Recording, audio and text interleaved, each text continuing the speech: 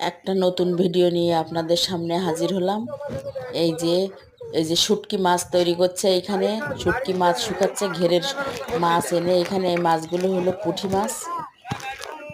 দেখেন কি পরিমাণ পুঁটি মাছ ঘেরে হয়, সেই মাছগুলো এখানে এই শুকাচ্ছে। দেখেন কি সুন্দরভাবে, আমি অবশ্য কোনোদিন দেখিনি, আমিও এই প্রথম দেখলাম।